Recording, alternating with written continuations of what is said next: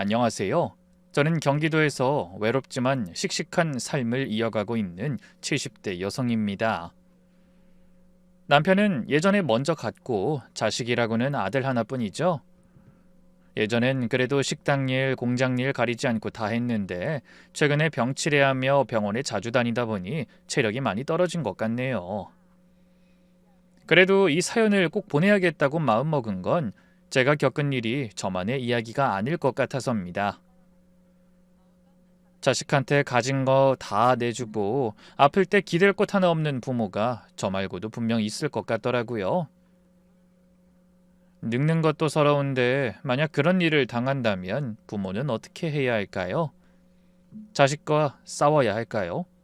울어야 할까요? 아니면 묵묵히 계속 참아야 할까요? 저는 과연 어떤 방법을 선택했고 그 선택이 어떤 결과를 가져왔는지 지금부터 그 이야기를 시작해 보겠습니다. 전 아직도 건강 문제로 정기적인 병원 검진을 받는 몸이에요.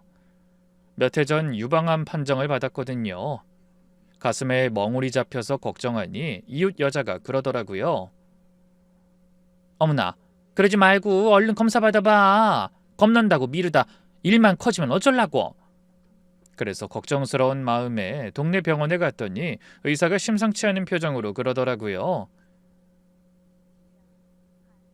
어르신, 얼른 큰 병원에 가보시는 게 좋겠어요. 소견서 써드릴 테니까 빨리 가보세요. 자녀분들 있으시죠? 그때 알았어요. 아, 이거 보통 일이 아니구나. 그래서 어렵게 물어물어 대학병원에서 정밀검사를 받고 유방암 확진을 받았을 때 첫 번째로 든 생각이 뭐였는지 아세요? 무섭다거나 아픈 게 걱정되는 게 아니라 하나뿐인 자식에게 걱정 끼칠까봐. 이 암이라는 말을 어떻게 해야 하는지 그게 걱정됐습니다. 입이 안 떨어질 것 같았죠.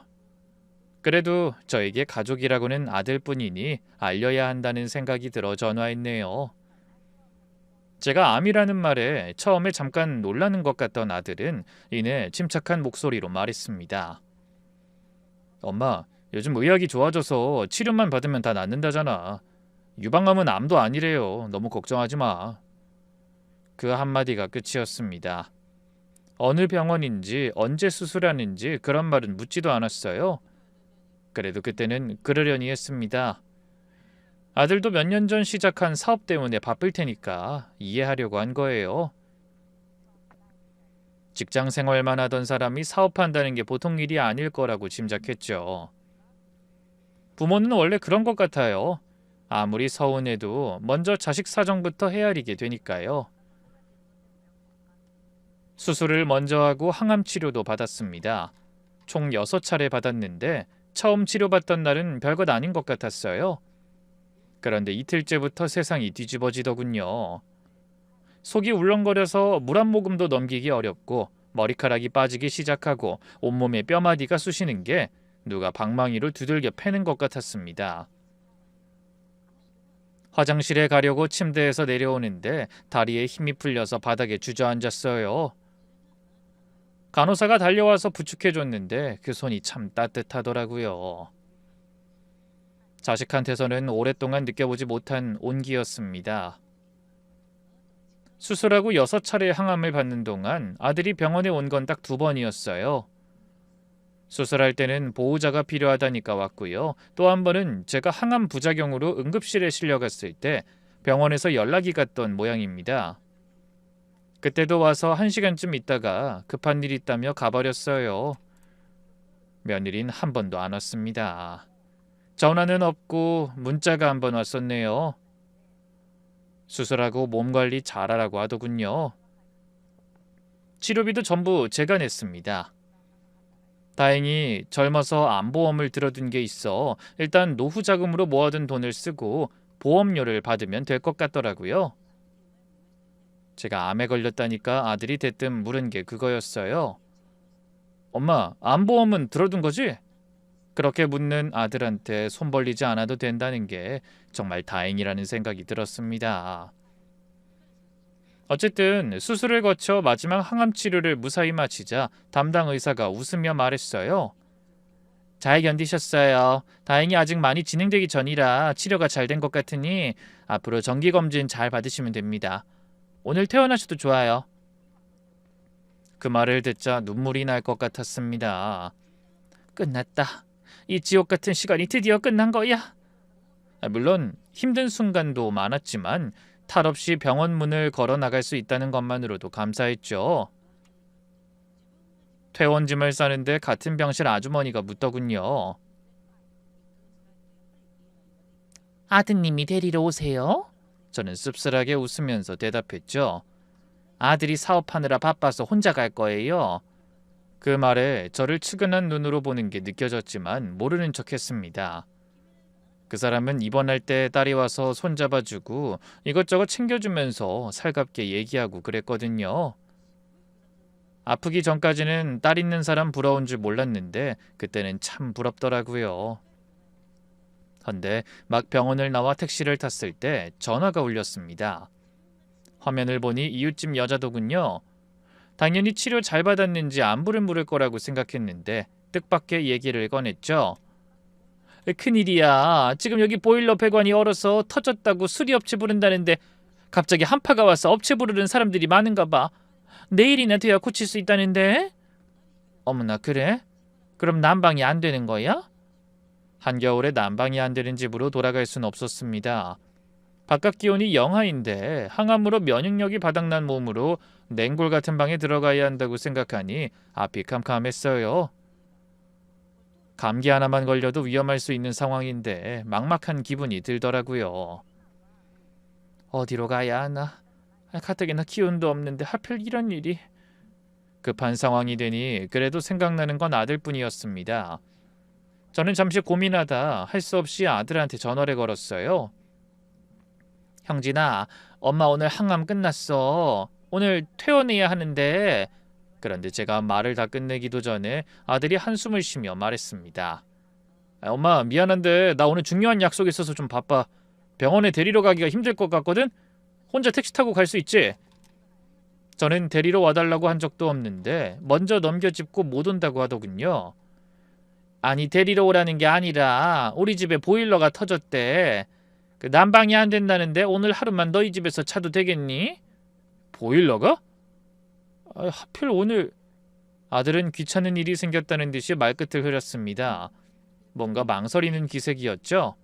그러다 마지못해 이렇게 말하더군요. 그럼 오늘 하루만 우리 집에서 쉬고 가. 근데 난 약속이 있어서 좀 걸릴 것 같거든. 먼저 가 있어요. 그렇게 가까스로 아들의 허락을 받고 택시기사에게 부탁해 도착지를 아들의 집으로 바꿨습니다.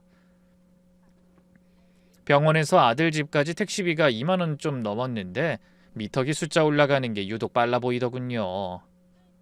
항암 치료비에 택시비까지 돈이 나갈 때가 참 많았습니다.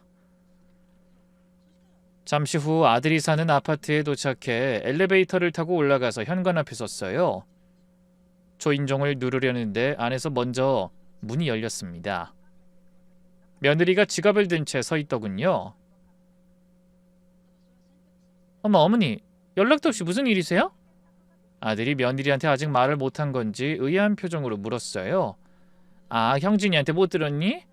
바쁘다더니 연락을 못한 모양이구나. 저기 내가 오늘 항암이 끝나고 퇴원했는데 하필 집에 보일러가 동파해서 오늘 하루만 신세 좀 지자. 네? 저희 집에서요? 그러면서 눈을 동그랗게 뜨는데 그 표정을 보는 순간 바로 알았습니다. 당혹감과 귀찮음이 눈빛에 가득했거든요. 예고 없이 찾아온 불청객을 바라보는 눈빛이었어요. 며느린 정색하며 이렇게 말했습니다. 저랑 아직 상의가 안 됐는데요? 첫마디가 그거였습니다. 뻔히 항암 치료 받았다는 말을 듣고도 몸 상태가 어떤지 묻긴커녕 인상을 잔뜩 구기고 상의가 안 됐다며 짜증스럽게 말했죠. 뭐라고?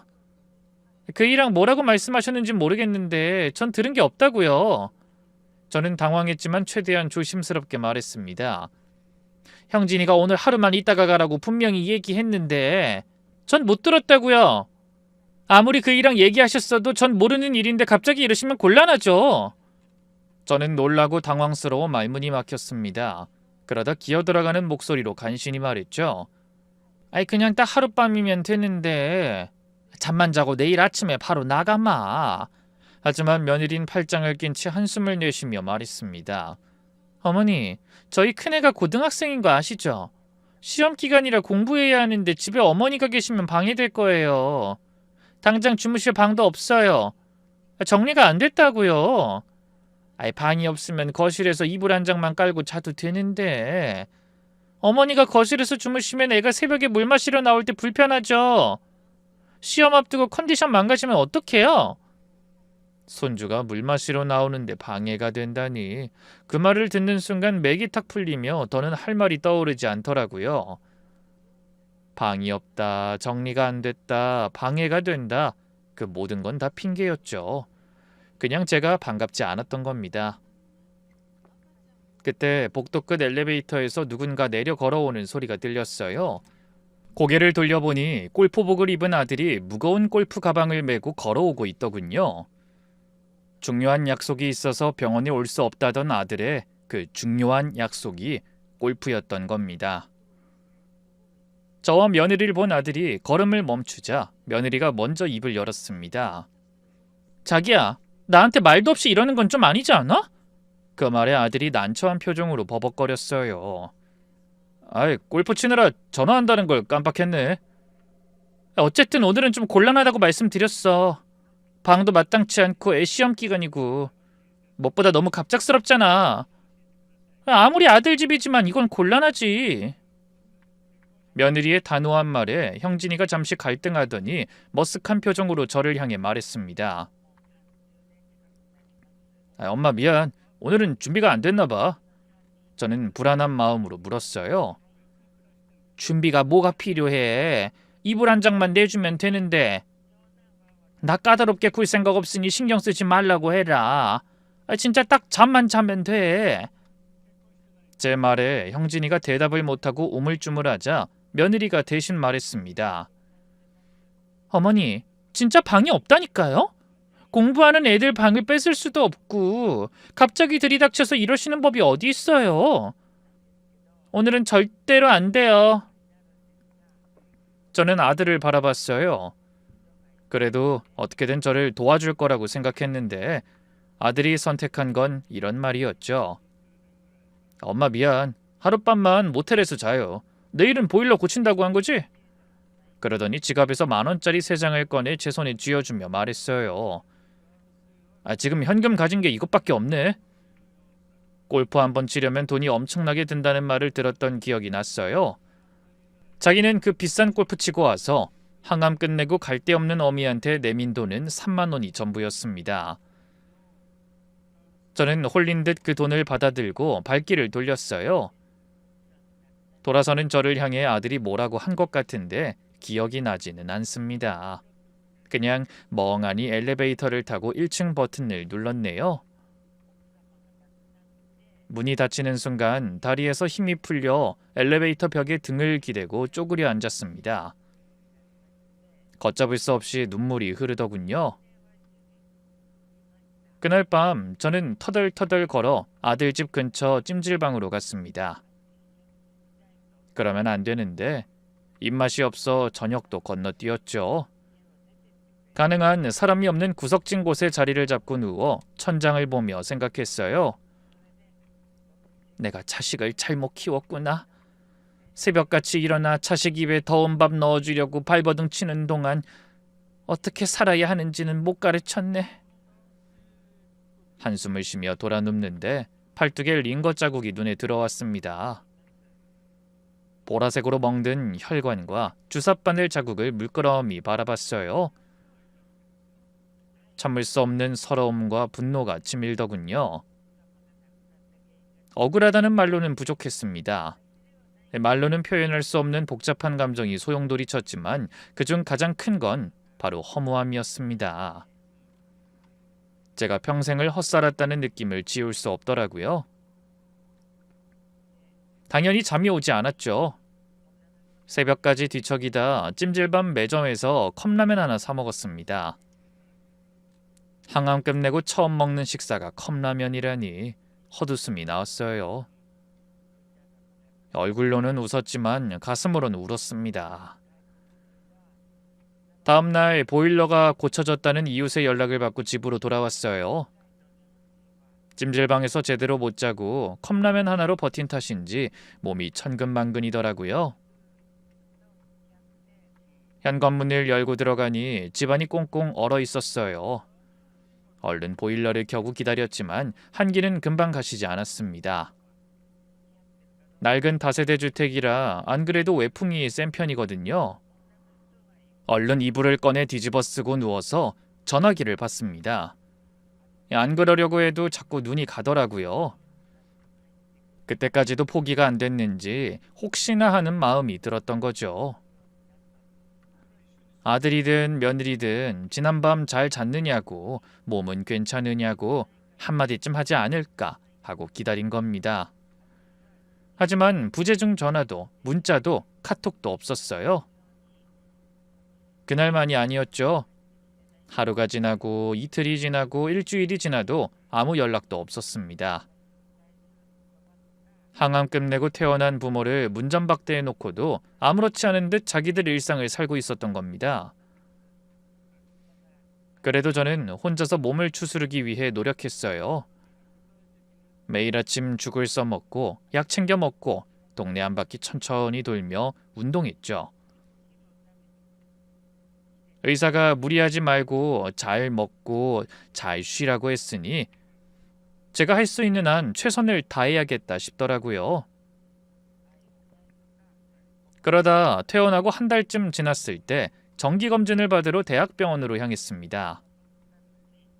경과가 어떨지 마음이 복잡하면서도 무거웠죠. 병원에 갈 때마다 항상 느끼는 거지만 아픈 사람들이 정말 많은 것 같더군요. 사람들로 붐비는 1층 로비에서 번호표를 뽑고 접수를 기다리고 있는데 갑자기 어딘가에서 익숙한 목소리가 들려왔습니다.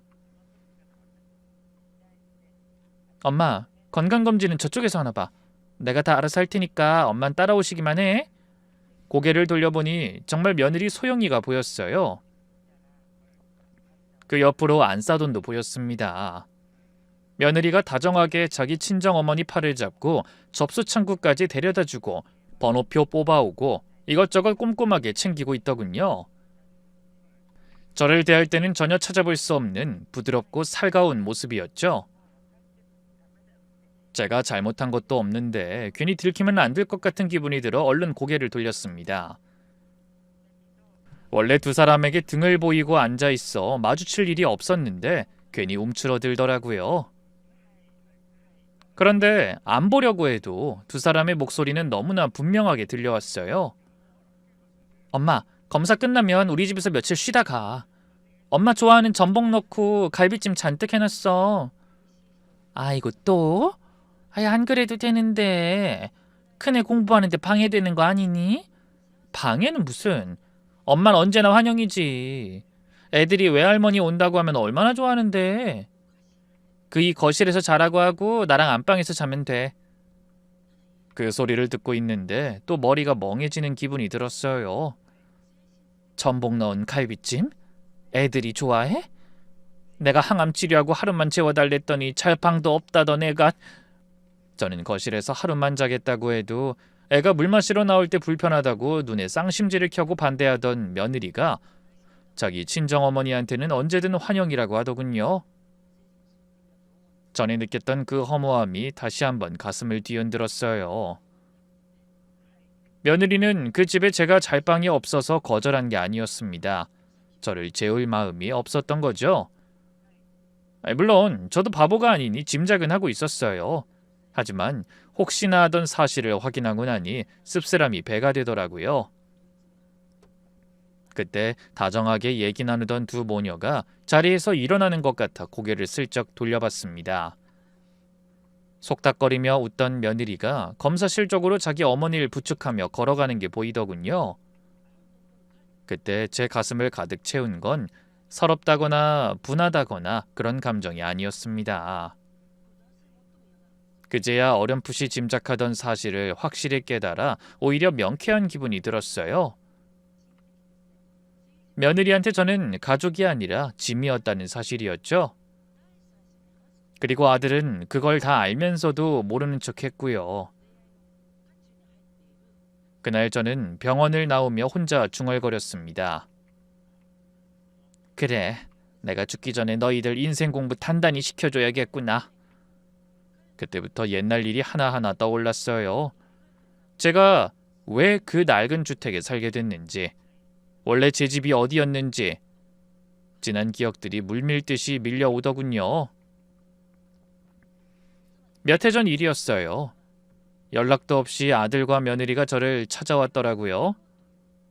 그러더니 뜬금없는 말을 꺼냈습니다. 두 아이는 사회복지사로 일하다 만났는데 직장 생활을 접고 자기들만의 사업을 해보고 싶다고 했어요. 노인복지센터를 열어 어르신들을 돌보는 의미 있는 일을 하고 싶다고 눈을 빛내며 말하더군요.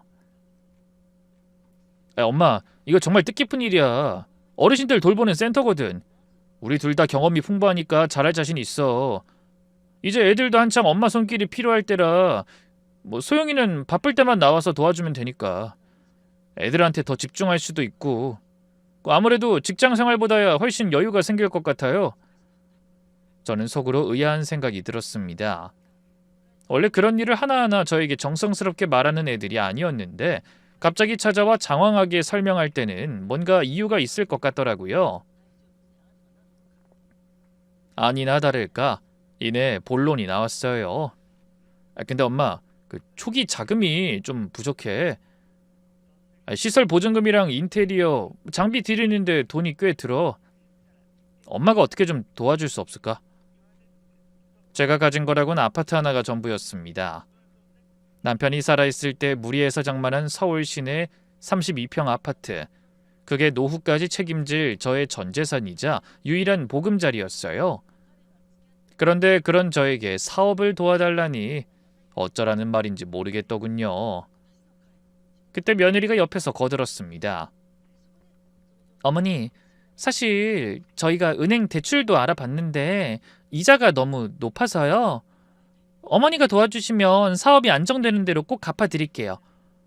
어르신들만 어느 정도 확보되면 제가 집에서 애들 돌보면서 시간을 많이 가질 거라 어머니 모시고 같이 살 수도 있고요. 그 말이 결정적으로 제 마음을 흔들었습니다. 솔직히 나이 먹을수록 점점 혼자 사는 게 외로워졌거든요. 저도 남들처럼 아들과 며느리, 손주들까지 옆에 끼고 같이 밥 먹고 살면 얼마나 좋을까. 여러 번 꿈꾸기도 했었죠. 무엇보다 꼭 사업을 해보고 싶다고 읍소하는 아들의 부탁을 거절하기도 어려웠고요. 그래서 작은 다세대 주택으로 이사하며 생긴 돈 중 2억을 아들의 사업자금으로 건네줬습니다. 아들은 제 돈을 받고 거듭 고맙다고 인사했어요. 엄마 정말 고마워. 이 은혜 절대 잊지 않을게. 사업 잘 되면 꼭 이 돈부터 갚을 거야. 평소 저에게 무뚝뚝하기만 하던 며느리도 그때는 활짝 웃으며 이렇게 말했습니다. 어머니 감사합니다. 저희가 앞으로 정말 잘할게요. 그 말을 다 믿은 건 아니지만 솔직히 혹시나 하는 마음은 있었어요. 하지만 역시 말뿐이더군요. 제가 도와준 덕에 센터는 계획대로 문을 열었고 나름대로 운영이 잘 되는 것 같았어요. 점점 등록하는 노인들의 숫자도 늘어가는 것 같고 한 해 한 해 지날수록 안정적으로 자리 잡아가는 걸로 보였죠. 그런데 아들과 며느리가 장담하던 일은 하나도 이루어지지 않았어요.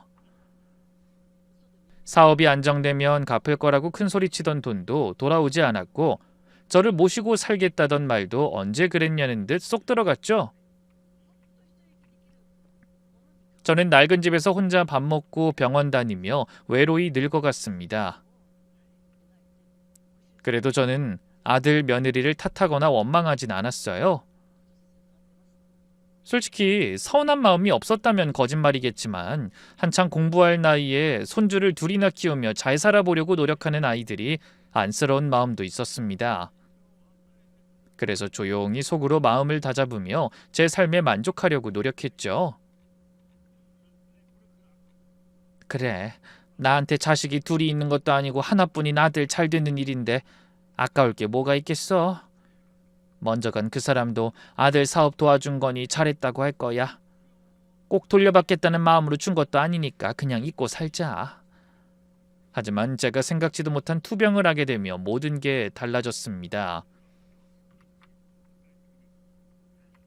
아무리 부모 마음 다 아는 자식은 없다고 해도 기본적인 도리는 하고 살아야 하는 게 아닌가 싶었던 거죠. 며느리도 너무나 괘씸했어요. 돈이 필요할 땐 저에게 손 벌리고 효도는 자기 친정 부모에게만 하는 게 얼마나 얄미운지 이가 갈릴 지경이었죠. 병원에서 돌아온 날 밤, 저는 잠도 못 들고 밤새 생각했습니다. 어떻게 해야 하나? 싸움을 걸어봤자 늙은 어미가 자식한테 돈 달라고 매달리는 꼴밖에 안 될 것 같은데. 나한테 중요한 건 돈이 아니잖아. 물론 노후자금 털어 건넨 게 아까운 마음도 있었지만 그보다는 배신감과 억울한 마음이 더 컸습니다. 저를 구슬려 돈만 가져가고 길 잃은 고양이보다도 못하게 대접한 게 잘못된 거라는 걸 꼭 알려주고 싶었죠. 인생을 그런 식으로 도덕도 모르고 양심도 없이 사는 아들을 그냥 지켜볼 수는 없다는 생각이 들었습니다. 자기 부모도 홀대하는 인간들이 남의 부모는 제대로 돌볼까요? 그래서 고민 끝에 다른 사람들의 도움을 좀 받아보기로 했습니다. 법적으로 나가거나 소송을 벌이는 건 엄두도 나지 않고 아이들이 반성보다는 앙심을 품을 것 같다는 생각이 들었거든요. 며칠 뒤 저는 아들이 운영하는 노인센터 주변을 유심히 살펴봤어요. 그러다 간판은 허름하지만 동네 여자들이 많이 드나드는 미용실 하나를 물색했습니다. 중장년층 손님이 많은 오래된 미용실이 주로 그 동네 소식을 주고받는 사랑방 역할을 하고 입소문도 빠르잖아요. 저는 그 미용실에 들어가 머리를 하겠다고 했습니다. 하지만 제 머리를 본 원장은 좀 놀라는 눈치였어요. 항암 치료 때문에 듬성듬성 빈 곳도 있고 이제 막 자라는 부분도 있었거든요. 사람 좋아 보이는 원장이 제 표정을 살피며 조심스럽게 묻더군요. 어르신, 혹시 무슨 치료 받으셨어요? 머리카락이... 저는 일부러 망설이는 척하며 대답했습니다. 네, 항암 치료 받았어요. 유방암이요. 뭐 손질할 것도 없고 그냥 단정하게 정리만 해주세요. 그 말에 미용실 안에 있던 사람들 대여섯이 동시에 저를 봤습니다. 미용실이란 게 그래요. 남의 사정에 귀가 밝은 사람들이 모이는 곳이거든요. 그리고 잠깐 얘기 나누다 보면 남의 집 숟가락 개수까지 알게 될 정도로 친근해지기도 하죠. 제 말을 들은 원장이 안타까운 목소리로 또 물었어요. 어머나 세상에 힘드셨겠네요. 지금은 좀 좋아지셨어요? 가족분들도 고생하셨겠어요. 전 일부러 대놓고 아들을 비난하진 않았습니다.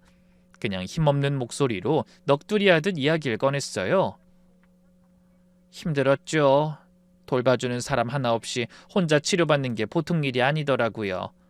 아니, 가족이 없으세요? 눈을 동그랗게 뜨고 묻는 원장에게 제가 한숨을 섞어 답했습니다. 남편은 먼저 떠난 지 한참 됐고 아들이 하나 있는데 워낙 바빠서요. 사업하거든요. 아무리 바빠도 부모가 암인데 혼자 치료받으시게 놔뒀단 말이에요? 바쁘니 어쩔 수 없죠 뭐. 원장이 좀 전보다 한층 더 안타까운 표정을 하며 물었습니다. 아들이 바쁘면 며느리라도 있을 거 아니에요. 며느리도 손주들 돌본다고 바쁜 것 같더라고요. 그때 얘기를 가만히 듣고 있던 제 옆자리 여자가 끼어들었어요. 아들이 무슨 사업을 하길래 그렇게 바빠요? 저는 고개를 돌리고 또박또박 목소리에 힘을 주어 답했습니다. 이 근처에서 노인복지센터를 해요. 아들이 사회복지사 출신이거든요. 순간 미용실이 조용해지더군요. 사람들이 서로 바쁘게 눈빛을 교환하는 게 보였습니다. 그중 딱 봐도 입이 가벼워 보이는 여자 하나가 적극적으로 물었어요. 노인복지센터를 해요? 이 동네에서요? 네, 저도 나이 들어 알지만 노인 돌보는 일이 얼마나 힘들겠어요. 그래서 바쁜 거 아니까 저 혼자 입원해서 치료받고 퇴원도 혼자 했어요. 그렇게 힘들게 버는 돈을 축내기도 미안해서 치료비 도와달란 소리도 한 번 안 했고요. 원장이 제 머리를 손질하며 조심스럽게 물었습니다. 사시는 건요? 아직 안색이 안 좋아 보이시는데 아들네랑 따로 사세요? 네, 태어나자마자 쭉 혼자 지내요. 원래 꽤 넓은 아파트에서 살았는데 아들이 센터 열 때 자금이 필요하다길래 그걸 정리해서 보태주고 전 지금 혼자 다세대 주택에서 전세 살아요. 근데 하필 항암받고 퇴원하는 날에 한파가 와서 보일러가 터지는 바람에 찜질방 신세까지 졌지 뭐예요. 참 운도 나쁘죠. 그때 옆자리 여자가 허공에 대고 탄식하는 소리가 들렸어요. 그러더니 여기저기서 비슷한 소리가 들리고 흥분한 여자들이 마구 질문을 하기 시작했습니다. 어머나, 아무리 바빠도 어떻게 치료받고 태어난 부모를 찜질방으로 보내요? 아이, 그럼 이사까지 하면서 사업자금을 대줬는데 암치료는 혼자 받으셨다는 거예요? 저는 고개를 끄덕이고 쓸쓸하게 웃으며 말했습니다. 네. 그래도 자식을 위해서 제가 결정한 거니까 원망은 안 해요. 근데 제 말에 사람들이 귀를 쫑긋 세우는 게 느껴졌어요. 보일러가 터진 날 하룻밤만 아들 집에서 자겠다고 했더니 며느리가 문 앞에서 막더라고요. 아니, 방이 없고 손주가 시험 기간이라 방해된다고. 근데 중요한 약속이 있어서 병원에 못 온다던 아들은 골프를 치고 와서 제 손에 3만 원 쥐어주면서 모텔에서 자라고 하더라고요. 그건 좀 서운합디다. 제 말이 떨어지기가 무섭게 원장이 입을 막으며 소리쳤습니다. 세상에. 미용실에 한숨과 탄식이 쏟아졌어요. 원장은 머리 다듬는 손을 멈추고 저를 바라봤고 옆자리 여자는 분을 못 이기는 표정으로 말했습니다. 아니, 그게 자식이 할 짓이에요? 아니, 거기다 노인복지를 한다는 사람이 자기 엄마한테 어떻게 그래요? 이때다 싶어 전 얼른 손사래를 치며 말했죠. 어머나, 아니에요. 우리 애들이 바쁘고 사정이 있어서 그런 거지 그렇게 못된 애들은 아닙니다. 사는 게 여유가 없는데 어떻게 부모까지 챙기겠어요. 제가 괜한 말을 했네요. 하지만 이미 분위기는 무겁게 가라앉아 있고 미용실 안의 모든 여자의 눈이 분노로 이글거리고 있었습니다. 저는 힘없는 목소리로 마지막 말을 꺼냈어요. 그래도 아들 사업은 잘 돼야 할 텐데 혹시 주변에 아는 어르신 계시면 우리 아들네 센터 좀 소개해 주세요. 그 이름이... 그러면서 센터 이름을 슬쩍 말했습니다. 미용실 사람들은 일제히 고개를 끄덕였어요. 불쌍한 어머니를 위해 홍보해주겠다는 표정이었지만 진짜 그들의 머릿속에 새겨진 건 홍보가 아니라는 걸 알고 있었죠. 잠시 후 저는 미용실을 나오며 속으로 생각했습니다. 난 거짓말 한마디 안 했다.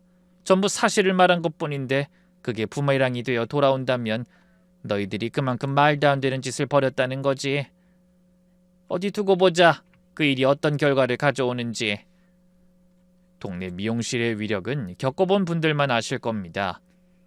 미용실에서 나온 이야기는 그날 저녁이면 온 동네에 퍼지고 다음 날이면 옆 동네 아파트와 경로당까지 펴집니다. 저는 돌아오는 버스 안에서 창밖을 바라보며 조용히 기다리기로 마음먹었습니다. 이미 던져진 씨앗이 어떻게 뿌리를 내리는지를 말이죠. 그 뒤로 2달쯤 지났을까요? 아무 일 없이 조용하게 살고 있는데 형진이한테서 전화가 왔습니다. 그때 속으로 좀 놀랐어요. 아들이 먼저 전화한 게 정말 오랜만이었거든요. 항암 치료받는 동안에도 먼저 전화한 적이 거의 없던 아들인데 무슨 일인가 싶더라고요. 엄마, 나야. 목소리가 평소와 너무나 달랐습니다. 어딘가 불안하고 다급해하는 게 느껴졌죠.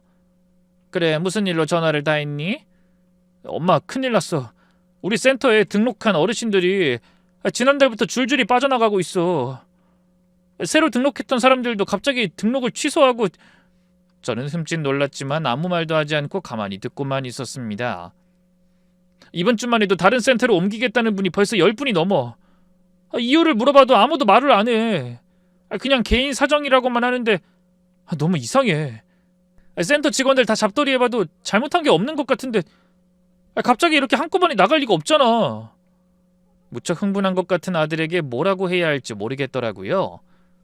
그래서 계속 조용히 있었더니 아들이 조금 짜증 섞인 목소리로 물었죠. 엄마, 내 얘기 듣고 있어? 그래, 듣고 있어. 진짜 큰일이야. 지금도 빠듯한데 이러다간 직원 월급도 못 주게 생겼다니까? 저는 콧방귀라도 끼고 싶은 걸 간신히 참았습니다. 일이 제가 예상한 대로 흘러가는 게 너무 우습기도 하고 왜 그런 일이 생겼는지 전혀 감을 못 잡는 아들이 한심하기도 했죠. 그런데 그때 아들이 그동안 생사 확인조차 하지 않던 저에게 연락해 주저리 떠든 이유가 나오더군요. 엄마, 솔직히 말할게. 지금 센터가 너무 위태로워. 직원들 월급도 밀리기 시작했고 다음 달 임대료도 막막해. 그래서 돈이 좀 필요한데. 그렇습니다. 돈 얘기. 결국 그 말을 하려고 전화한 거였어요. 항암 치료받고 집에 혼자 있는 제 안부가 궁금한 게 아니라 오로지 돈. 제 주머니에서 나올 돈이 더 있는지가 궁금했던 겁니다. 항암 치료 끝나고 석 달이 가깝도록 안부 전화 한 통 없던 아들이 사업이 기울자 또 저를 떠올린 거죠. 저는 조용하지만 단호한 목소리로 말했습니다. 형진아, 나 이제 너희 줄 돈 없다. 엄마, 그러지 말고 우리 사정 좀 봐줘요. 그때 집 팔아서 우리한테 주고 이사한 집 보증금하고도 돈 좀 남지 않아요? 아니면 지금 사는 집 보증금이라도 좀 빼서. 뭐라고? 그러니 내가 집 팔아 사업자금도 대줬는데 이제 그나마 남아있는 노후자금까지 털어가야 속이 시원하다는 거냐? 엄마, 내가 오죽 급하면 이러겠어. 그 노후자금 조금만 땡겨 쓰고 다시 센터 정상화되면 바로 갚을게. 진짜야. 네가 한 행동을 생각해봐. 사업 잘 되면 갚겠다는 것도 아직이잖아. 엄마, 정말 이럴 거야? 내가 엄마 아니면 누구한테 손 벌려. 이번엔 절대 안 돼. 뭐가 문제인지 네가 잘 찾아서 해결해. 결국 아들은 저와 실랑이만 벌이다 한참 만에 전화를 끊었습니다. 헌데 그로부터 며칠 뒤에 이번엔 며느리한테서 연락이 왔더군요. 며느리가 저한테 직접 전화하는 건 정말 드문 일이었는데 그날은 전화기 너머 숨소리부터가 심상치 않더라고요. 어머니! 냅다 소리부터 지르는 걸 보니 뭔가가 있을 것 같았습니다. 왜 그러니? 혹시 어머니가 우리 동네 미용실에서 이상한 소리 하고 다니셨어요? 심장이 쿵 내려앉았지만 모르는 척했어요. 미용실이라니? 그게 무슨 소리야? 오리발 내밀지 마세요. 센터 어르신 보호자들한테 들었어요. 동네에 이상한 소문이 돌고 있다던데요. 저랑 애아빠가 어머니 아파트 팔아서 사업자금 받아놓고 아픈 어머니를 찜질방에서 재웠다고요. 이런 얘기를 어머니 말고 누가 퍼뜨려요? 그래서 어르신들이 다 나가는 거잖아요. 말하다 보니 더 화가 나는지 며느리 목소리가 점점 커지더군요. 어머니가 동네방네 떠벌리고 다니신 거죠? 그래서 우리 센터가 이 꼴이 된 거잖아요. 저는 잠시 가만히 있다가 천천히 입을 열었습니다. 예, 나는 거짓말한 적 없다. 그냥 머리하러 갔다가 이런 얘기 저런 얘기 털어놓은 것뿐이야. 그리고 전부 사실이잖아. 내가 없는 얘기 지어낸 것도 아니고 그게 뭐가 문제야? 어머니, 지금 제정신이에요? 그걸 남들한테 말하면 어떡하냐고요? 사실인데 말하면 안 되는 거니?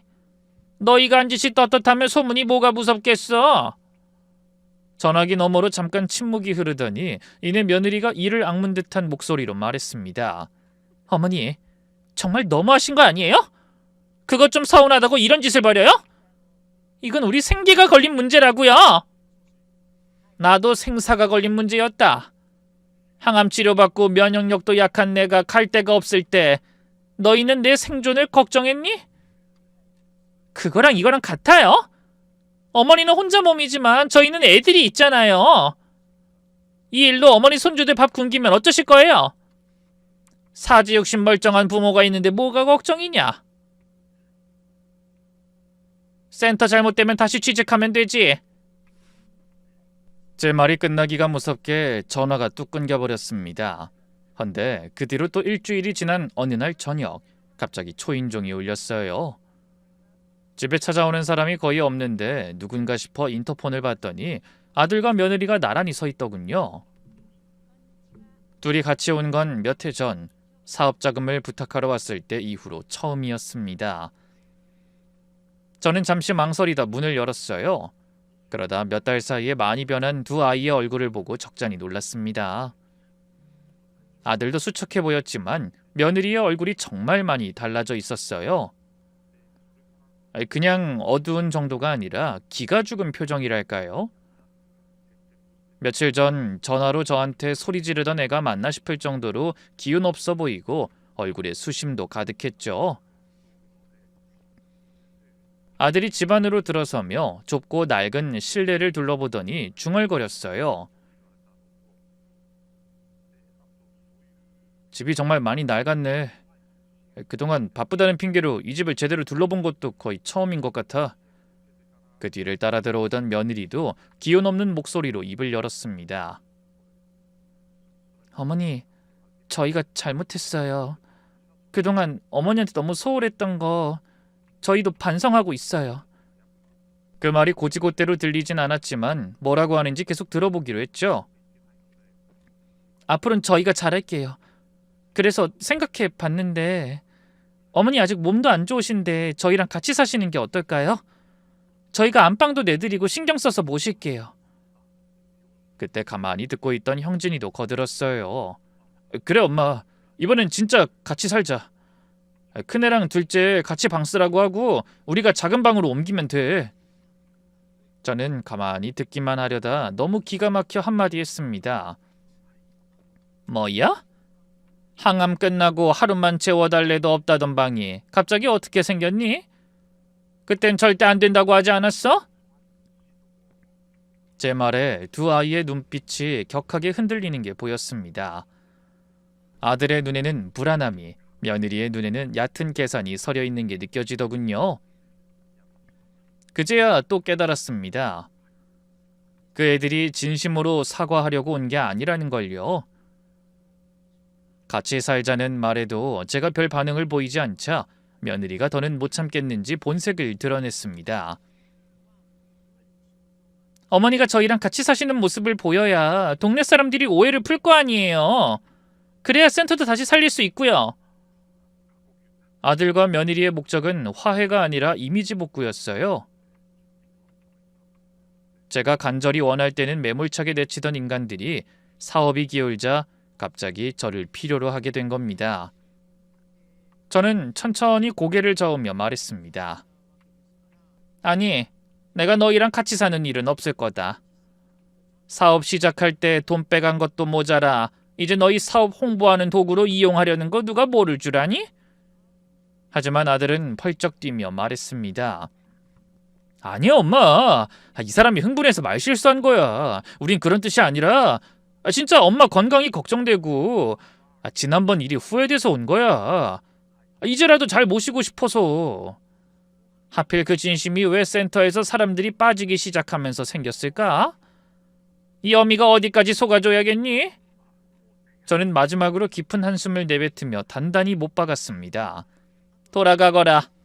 내가 혼자 앓다가 죽는 한이 있어도 이제 너희를 믿는 일은 없을 거야. 그러니 너희 사정은 너희가 알아서 해결해. 아들이 그런 저에게 매달리다시피 애원하더군요. 엄마 제발 한 번만 봐줘요. 이러다 진짜 센터 문 닫을 수도 있어. 그럼 우린 어떻게 살라고?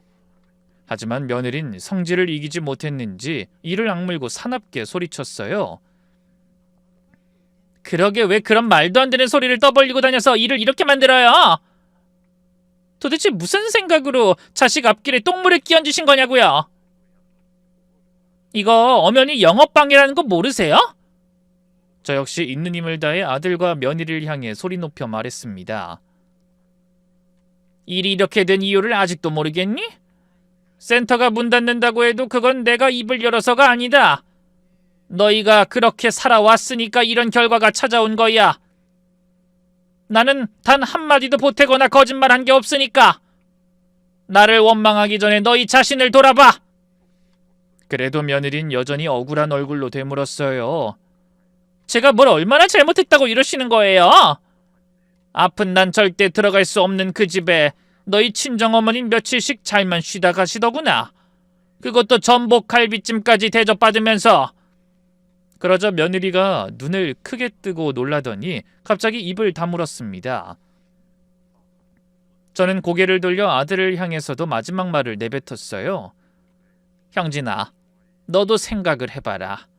자기 부모도 나 몰라라는 인간한테 누가 자기 부모를 맡기고 싶을지. 결국 두 아이는 입술을 깨물며 눈물까지 보이고 돌아갔습니다. 현관문이 닫히고 발소리가 멀어지는 걸 들으며 저는 그대로 한참을 서 있었어요. 물론 제 마음도 편하지는 않았습니다. 자식한테 복수한다고 어깨춤이 절로 나올 부모는 없을 거예요. 하지만 후회는 하지 않기로 했습니다. 저는 아들과 며느리가 진심으로 반성하길 바랬는데 저에게 찾아와 보여준 마지막 행동 역시 실망 그 자체였으니까요. 못된 행태로 궁지에 몰려서도 잘못을 모르고 또 저를 이용하려 들었다는 게 도저히 용서되지 않을 것 같더라고요. 그날 밤 저는 주먹을 불끈 쥐고 다짐했어요. 아무리 자식이 안타깝고 속이 상해도 두 번 다신 이용당하지 않을 거라고.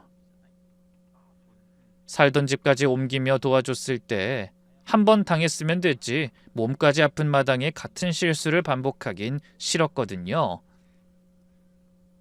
제가 두 아이를 돌려보낸 뒤 아들과 며느리가 어떻게 했는지는 나중에 전해 들었습니다. 아들 부부는 센터를 살리기 위해 필사적이었다고 하더군요.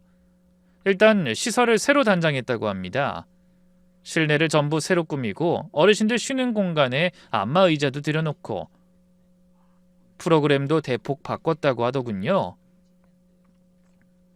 홍보 전단을 수천 장 찍어서 주변 아파트에 돌리고 인터넷에도 대대적으로 광고를 하고요. 그런데 그 비용이 어디서 나왔겠어요? 가족이 살던 아파트를 처분한 거죠.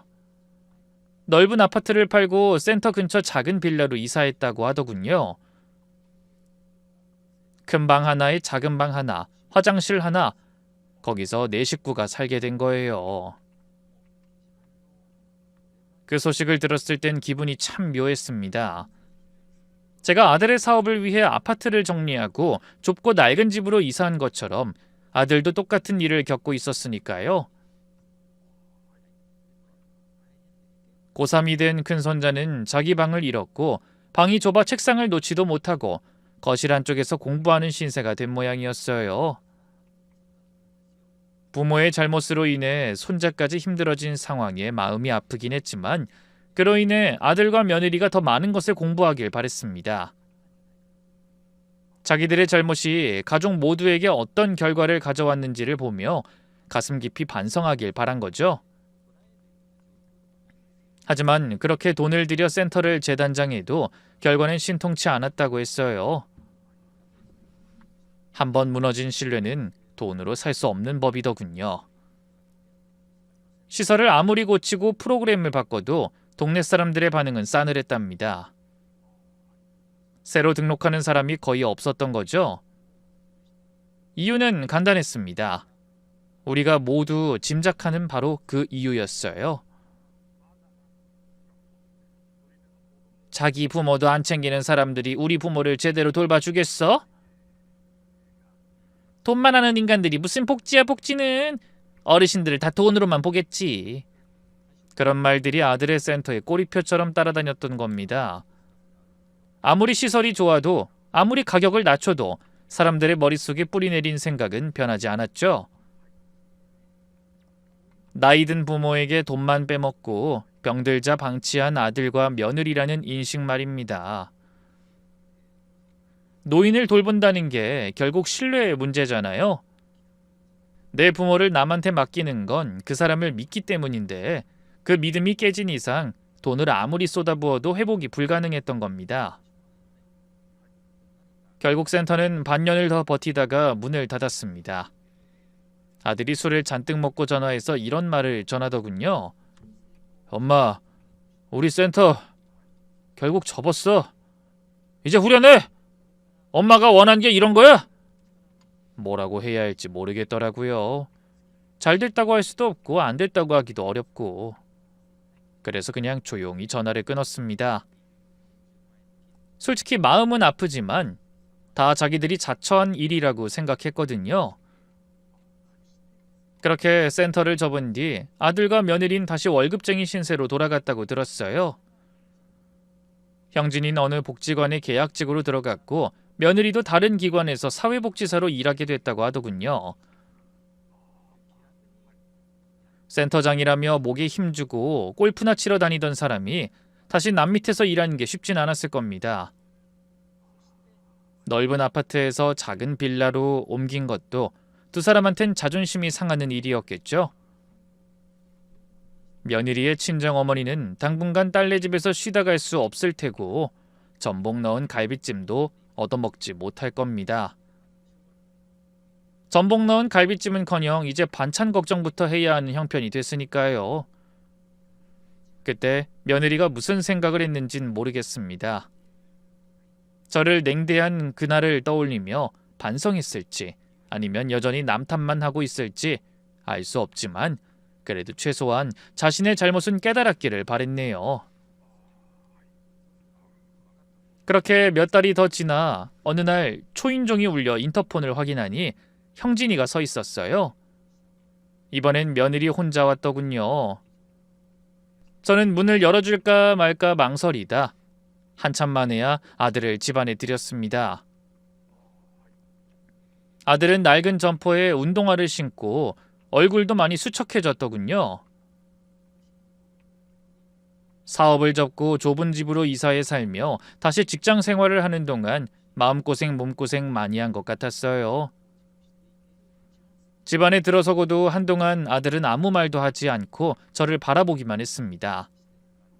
그러다 한참 만에야 입을 열더군요. 엄마 미안해. 그땐 내가 정말 잘못했어요. 아들은 또 사과했어요. 몇 달 전에 센터를 살려달라고 찾아왔을 때도 사과하긴 했지만 이번엔 달랐습니다. 돈 때문도 아니고 사업 때문도 아니고 뭔가를 얻어내려는 게 아닌 순수한 진심에서 우러나오는 말 같더라고요. 무엇보다 저에게 원하는 게 없었습니다. 그저 눈가가 빨갛게 부은 채 나타나 이렇게 말했죠. 나 이제야 내가 뭘 잘못했는지 알 것 같아. 엄마가 우리 집에서 쫓겨나서 찜질방에서 잤다던 그날 밤 난 따뜻한 우리 집 소파에 누워 TV를 보면서 엄마 걱정을 별로 안 했어. 신경이 좀 쓰이긴 했는데 애엄마 눈치가 보여서 그냥 모르는 척했어. 엄마한텐 그래도 되는 줄 알았어. 항상 나를 이해해주고 늘 같은 자리에 있는 사람인 줄 알았거든. 저는 말없이 아들의 얘기를 듣고만 있었습니다. 센터 일도 그래. 엄마 아파트 판 돈으로 시작한 건데 엄마한테 제대로 고마워한 적이 없었어. 엄마가 아들을 위해서 해주는 건 당연하다고 생각했거든. 형진이가 고개를 숙이며 계속 말했어요. 근데 이제야 알겠어. 그 모든 게 당연한 게 아니었다는 거. 내가 당연히 엄마의 사랑을 받았으니 나도 당연히 엄마를 챙기고 돌봐드려야 한다는 걸 생각 못했어. 저는 한참을 바라보다가 돌아서며 말했습니다. 그 당연한 일을 넌 그렇게 큰 대가를 치르고야 배운 거야. 그래도 어렵게 배웠으니 이제 잊지 말아라. 그리고 앞으로도 사업을 하든 회사에 다니든 이것만은 명심해. 나한테 한 짓 남의 부모한텐 절대 하지 말아라. 만약 그럼 이런 정도로 끝나지 않아. 법으로 심판받을 수도 있어. 형진이가 고개를 끄덕였습니다. 그리고 어깨를 늘어뜨리고 돌아가 계속 자신에게 주어진 삶을 살아가고 있죠. 그 후로도 며느리는 찾아오지 않았지만 전화로 이런 말을 했습니다. 어머니, 다른 건 몰라도 그날 일은 사과드려야 할 것 같아서요. 저희 집에 오셨을 때 못 들어오시게 한 건 제가 잘못한 것 같아요. 그러니까 노여움 푸시고 혹시 큰애 학원비라도 어떻게 도와주실 수 없을까요? 애가 영 공부에 집중을 못해서 학원이라도 제대로 보내야 할 것 같은데 이게 엄밀히 따지면 어머니한테서 비롯된 것도 있고 하지만 전 거기까지만 듣고 전화를 그냥 끊어버렸어요. 아직 며느리에게 진심 어린 사과를 받기엔 이르다는 사실만 깨닫게 되더군요. 모든 사건이 마무리되는 분위기이니 이쯤 되면 이야기가 끝이라고 생각하실 분도 계실 거예요. 하지만 제가 아직 말씀드리지 않은 게 하나 있습니다. 저는 사실 아파트를 판 적이 없어요. 이게 무슨 얘기냐고요? 아들에게는 사업 자금을 대줄 때 아파트를 팔았다고 했지만 사실 저는 집을 파는 대신 전세 놓는 걸 선택했어요. 그런데 왜 거짓말을 했느냐고요? 팔았다고 해야 아들과 며느리가 더는 저에게 뭔가를 기대하지 않을 것 같았거든요. 저도 제 노후가 있으니 마지막 보험 하나쯤은 가지고 있어야 한다고 생각했죠. 늙어서 배운 지혜라면 지혜랄까요? 자식한테도 전부를 다 보여주면 안 된다는 걸 주변 사람들과 TV를 보며 뼈저리게 느꼈거든요. 그렇게 무사히 남겨놓은 아파트가 세월이 지나면서 값이 많이 올랐습니다. 제가 전세를 놓을 때만 해도 살 때와 큰 차이가 없던 가격이 불과 몇 년 사이에 엄청나게 올랐더라고요. 부동산 상승 경기를 타기도 했고 재건축 이야기도 나오면서 영향을 받은 것 같더군요. 그래서 전세 만기가 돌아왔을 때 미련 없이 아파트를 팔았습니다. 그리고 그 돈으로 시설 좋은 실버타운에 들어왔죠. 경기도에 있는 곳인데 의사와 간호사가 상주하고 건강관리도 무료로 받을 수 있습니다. 유방암 경과 관찰을 계속 받으며 몸을 챙겨야 하는 저한테는 이만한 곳이 없더라고요. 청소도 해주고 밥도 새끼 나오고 같은 또래 사람들이랑 어울리기도 하면서 참 편하게 살고 있습니다. 며느리에게 내쳐져 찜질방에서 눈물을 흘리며 잠을 청하던 그 밤과는 비교도 할 수 없게 행복한 날들이죠. 아침에 일어나면 정원을 산책하고 점심 먹고 나면 같은 층 사람들과 어울려 차도 마시고 실내에 마련된 헬스장에 가서 운동도 합니다. 몸도 편하고 마음도 편해서인지 아직 별다른 이상 없이 건강도 잘 유지되고 있죠. 물론 가끔 아들과 손주들 생각이 떠올라 마음이 안 좋고 외로울 때도 있지만 각자의 위치에서 열심히 살아가는 게 희소식이라 여기며 살기로 했습니다. 마지막으로 이 사연을 읽고 계신 분들께 한 가지만 말씀드리고 싶은 게 있어요. 전 그렇게 하지 못해 너무나 큰 아픔과 배신감을 경험해야 했지만 오늘 제 사연을 들으신 여러분은 이 이야기를 본보기로 삼아 자식들에게 무작정 희생하며 살진 않으셨으면 합니다. 부모가 자식에게 전부를 주면 자식은 고마움 대신 당연함을 배우더라고요. 그리고 무엇보다 적어도 자기 혼자 살아갈 힘은 남겨두시길 바랄게요. 저는 비록 자식에게 뒤통수 맞았지만 그래도 아파트 하나는 끝까지 지켜냈기에 오늘의 이 평화도 지킬 수 있었던 게 아닌가 싶거든요. 만약 간이고 쓸개고 다 빼주고 빈털터리가 됐다면 지금쯤 더 처참한 모습으로 여전히 찜질방을 전전할지도 모를 일이니까요. 그럼 오늘도 여러분의 은빛 청춘을 응원하며 저는 이만 물러가겠습니다. 부디 새해에 소원하시는 일 모두 이루시고 간에 두루 평안하시길 기원하겠습니다. 감사합니다.